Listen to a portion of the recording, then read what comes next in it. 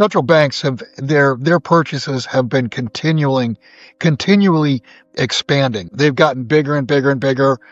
They know. I mean, Lucian, if you and I understand this, and a lot of people understand that the dollar's a problem, you better believe that central banks all over the world know that the dollar is a problem. They better hedge that position or put something in there or on their balance sheet that's going to expand when the dollar collapses. They're going to have to, they understand that gold is the answer to a collapsing dollar. So that's why these central banks are unloading gold. And I believe, the official statistics show that, yes, they're buying hand over fist. But I think there's a lot of unofficial buying by central banks that's not being reported. Well, I've said this for 10 or 15 years, that when all was, the end game would be inflation and deflation at the same time. Inflation of the things you need to live and survive on, and deflation of the assets you already own. And I mean, you can see the beginnings of that.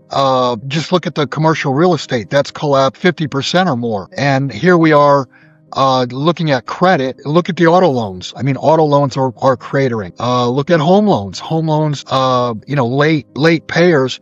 I mean, those are expanding. All the classic signs of a credit problem, they're right in front of your face. And a credit problem means forced liquidation. In other words, it means owners of assets are being forced to liquidate them. That causes a deflating price, while at the same time, your eggs, your gasoline, etc., are going up they cost more. So it's taking more dollars to sustain your lifestyle or living. Well, the way to do that is simple. If you have stocks that are core positions that you never intend to sell, then tell your broker that you want to get a certificate. And the best way to do that, the cheapest way to do that, is to tell your broker to send the shares electronically to the transfer agent. It's called DRS, direct registered the security. Once the transfer agent holds the shares, then you tell your transfer agent, I want my certificates, and they'll send you the certificate directly. That's like having a car title or a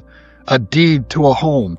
It's proof positive that you own those shares, because with the Great Taking, and the Great Taking is no joke, all of those laws are on the books. The ink is dry. They've been doing this since 2014, getting ready basically to bail in the public. When you deposit money at a bank, you're no longer considered a depositor. You're a lender. When you deposit shares at a broker, those are no longer your shares legally. They're the broker's shares legally for your benefit.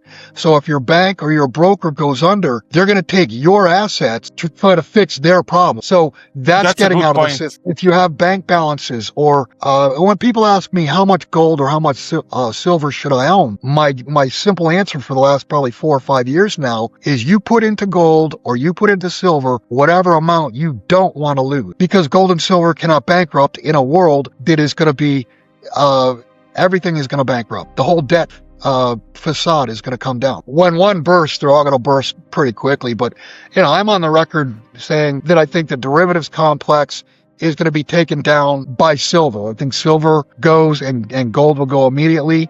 And that's going to put a very bleak picture on the other contract that COMEX has, whether it be, oil or pork bellies or interest rates or whatever. The value of a contract that cannot perform is zero. And if you've zeroed out, and I'm using silver because that is the market that I believe is going to detonate the entire system. It's funny. When I talk to people about what's going on right now, they'll say, Bill, the dollar's been around forever. It's strong. It's the global reserve currency. What could go wrong? And I always answer, everything. Because when a system has lasted this long and grown this leverage, it doesn't crack slowly, it fails all at once. The signs are everywhere. The dollar's foundation is rotting beneath our feet, and the only people pretending not to see it are the ones who benefit from the illusion. But you'd better believe that central banks see it, and they're hedging like their lives depend on it. Just look at what they're doing, not what they're saying. Central banks across the globe have been buying gold hand over fist. Their purchases haven't just grown, they've exploded. They've been front-running the end game, quietly converting paper into tangible wealth. These aren't conspiracy theories. The data's out there for anyone to see. The World Gold Council has confirmed record central bank gold buying for 2 years straight. Countries like China, Russia, Turkey, Poland, and even Singapore have been loading up. Why? Because they know what's coming. If you and I, regular citizens with no Bloomberg terminal or IMF clearance, can see the problem with the dollar, imagine what they see from the inside. They know the global monetary system is held together with duct tape and debt. They know that the so-called full faith and credit of the United States is eroding faster than ever. So what do? They prepare. They buy insurance, not with words, but with gold. And I'll tell you something else. The official numbers only tell half the story. There's a lot of unreported central bank gold buying going on behind the scenes. These purchases don't show up on any balance sheet. They're executed quietly through intermediaries or sovereign wealth funds. China, for example, is notorious for doing this. They don't announce their real holdings until years later. And when they do, the world gasps. It's not just about gold, though. The end game is here. Inflation and deflation at the same time. Sounds crazy, right? But we're already living it. You've got inflation in the things you need to live. Food, fuel, utilities, rent. Everything that matters costs more. At the same time, you've got deflation in the things you own. Real estate, stocks, bonds. The stuff that made you feel wealthy on paper is collapsing. Look at commercial real estate, down 50% or more in major cities. Office buildings half empty, underwater, and unrefinanceable auto loans? Cratering. Defaults are rising every month. The same story in housing. Late payments, delinquencies, rising repossessions. These are the classic symptoms of a credit implosion. And that's the key word here. Credit. Our entire modern economy runs on it. When credit seizes up, everything freezes. When that happens, forced liquidation begins. Investors don't sell because they want to. They sell because they have to. That's what deflation is. The collapse of collateral, the selling of good assets to cover bad debts, and it's happening right in front of us. Now combine that with inflation in essentials, and what do you get? You get a situation where you can't sell your house, but your grocery bill doubles.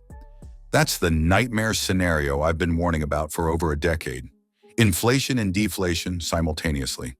A monetary system eating itself alive from both ends. Yeah, I don't think there's any way there'll be an outright default where there's non-payment because they can just print the dollar. I think what to keep an eye on is we had rate cuts in 2024, but yet the rate cuts of about 1 percentage point, but market rates went up 1 percentage point. The opposite of what the Fed was trying to do. Now they just cut again last week, and the 10-year bond yield and the 30-year bond yield, they're up 10, 15 basis points higher since the cut. So what I'm getting at is if you keep your eye on that and interest rates again move higher from here with the Fed cutting, that's telling you that the bond vigilantes are back. You know, they just went into hibernation, and the confidence in the system is lacking.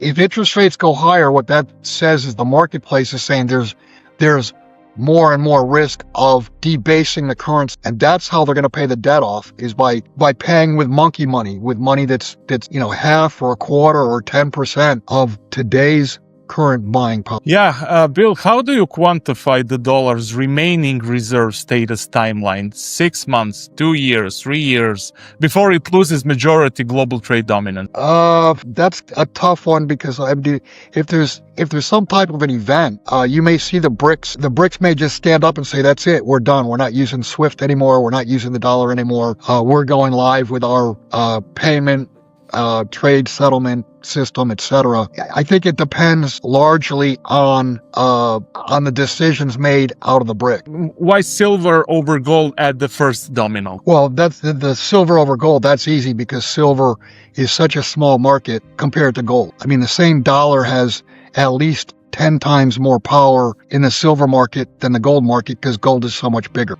As far as a failure to deliver goes, we're already seeing here in November, the amount standing for delivery has already increased from first notice day. In past years, if you go back 3, 4, 5 years and earlier, the first notice day would have X amount of contract, and by the time delivery was made, there might only be 10 or 20% of those contracts still standing that didn't walk away and take a fiat settlement. Over the last couple years, maybe a little more than 2 years now, what's happened is you have X amount of contracts standing for delivery, and by the time the delivery cycle is done and deliveries are being made, that number might be 1.5x or 2x, and it's already looking like November, which is traditionally an absolute non-delivery month.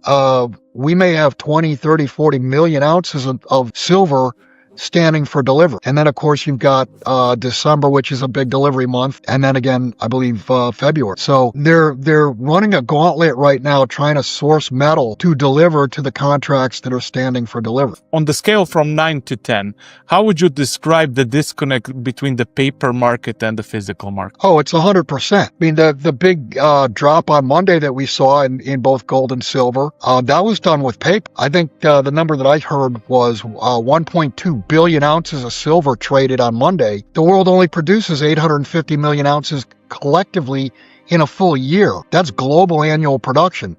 So you had almost 1.5 times the amount of silver that's produced in a year traded in one day. I mean, I don't have, I can't show you proof that no gold or silver, physical gold or silver were sold. Here's the irony.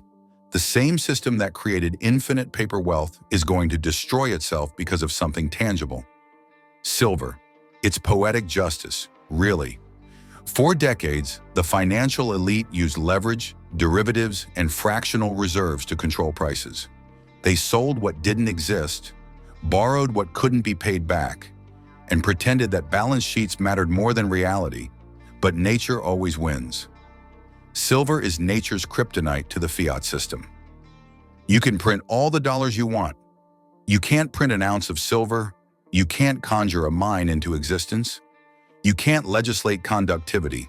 And when a few thousand industrial users and investors finally call the bluff and demand delivery, the entire illusion collapses. That's the domino that sets off the chain reaction. And when it happens, it'll move faster than anyone expects. Because this market, the physical silver market, is tiny. The total above-ground investment-grade silver stockpile in the world is maybe 2 billion ounces. That's it. At $50 an ounce, that's $100 billion. That's less than Apple's quarterly cash flow. Now think about this. Global derivatives are estimated at over $600 trillion. That's 6 million times the size of the physical silver market. You only need a fraction of that capital to panic into silver to blow the lid off everything. But before we get there, let's talk about what's unfolding on the ground. Central banks are openly hoarding gold. That's a symptom of the disease. They're not buying gold because they want pretty bars in their vaults. They're buying it because they know the US dollar is on its last legs as the world's reserve currency. They see de-dollarization accelerating. The BRICS settlement systems, the yuan-denominated oil trades, the gold-backed trade notes.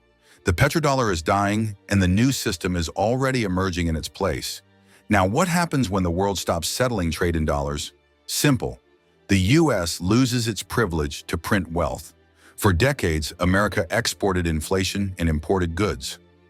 We printed debt, and the world accepted it. That deal is over, and when the dollar loses its status, the tidal wave comes home. Prices on everything imported, which is everything we use, will skyrocket. That's when the real inflation begins. But this won't be a gentle slide. It'll be chaotic, because while consumer prices soar, asset prices will collapse. That's the deflationary side of the storm. Stocks, bonds, and real estate will implode under the weight of rising yields, defaulting debt, and evaporating liquidity. This is the scenario I've been describing for years. Inflation of necessities, deflation of assets. And it's starting now. Commercial real estate is a graveyard. You've got office towers selling for half of what they sold for 5 years ago. You've got pension funds, REITs, and regional banks stuffed with bad loans that will never be repaid. At the same time, your grocery bill has doubled, your electricity bill is up 40%, and your car insurance is up 30%. That's not a coincidence. It's the death throes of a credit-based system collapsing in real time. And what do governments do in response? The same thing they always do. Print. They'll call it stimulus, relief, quantitative easing, debt monetization. Whatever label sounds less scary. But make no mistake, they'll print. And the more they print, the faster the dollar dies. That's why central banks are buying gold, and why you should too. But for ordinary people, silver is the leverage play. It's the same wealth insurance, but it's vastly undervalued. Here's the thing about silver. It doesn't just hedge against currency collapse, it benefits from it. When inflation hits the physical economy, industrial demand for silver actually rises. Solar panels, electric vehicles, semiconductors, all need silver. So while the dollar burns, silver becomes even more critical. That's why I believe it will be the trigger that exposes the entire paper system. Now, some people still think I'm exaggerating. They say, Bill, the system can't just implode overnight? Oh, really? Go back to 2008. 1 week Lehman Brothers was fine. The next week, global credit froze. That's how fast confidence collapses. The difference this time is that the problem is global. Every major economy is over-leveraged, over-indebted, and under-collateralized. The derivatives market, the hidden plumbing of the system, depends on confidence in counterparties. When silver breaks that chain, when one major player can't deliver, every contract linked to that web gets marked down to zero. That's when you get contagion. You can already see the early tremors. Look at what's happening in the treasury market. Liquidity is drying up. Bid-ask spreads are widening, foreign demand is evaporating. The Fed is the buyer of last resort. That's not a sign of strength, it's a sign of failure. And when the Fed loses control of the bond market, it loses control of everything. That's why I keep saying, get out of the system while you can. Move your assets into things you own outright. Physical metals, direct registered shares, land, resources, food. Because when this system resets, the people who still have paper claims will be the ones bailed in. The so-called great taking isn't a theory, it's policy. The mechanisms for confiscation are already written into law. The bail-in protocols, the Dodd-Frank provisions, the redefinition of depositors as unsecured creditors. It's all there, the ink is dry. When the next crisis hits, and it's not if, it's when, the government won't send out bailout checks. They'll take what's already in the system to stabilize it. That means your bank accounts, your brokerage assets, your pension funds. So the question isn't, what if this happens? The question is, what will you have left when it does? I tell people all the time, put into gold and silver whatever amount you can't afford to lose, because gold and silver can't go bankrupt. Everything else can, and eventually will. And let me end with this thought. People think the collapse will be some cinematic moment. Sirens, bank runs, chaos in the streets. It won't start that way. It'll start quietly. You'll wake up one morning and see that your bank app is temporarily unavailable. You'll call your broker and they'll tell you there's a liquidity event. You'll see silver premiums at $100 over spot, and dealers will be sold out. That's how fast it happens. When that day comes, the only thing that matters is what's in your possession, what you can touch, what you can hold, what you own outright, because when this everything bubble pops, and it will, the assets that survive won't be paper promises. They'll be tangible realities. Gold, silver, land, skills, community. And silver, my friends, will be the spark that lights the fuse. Stay informed about the latest developments shaping the precious metals markets with regular updates from the Finance Daily team. Not only that, but as a subscriber, you'll also receive timely silver and gold price notifications and early access to groundbreaking news unavailable to the general public. Join our free gold and silver newsletter today, link in the description.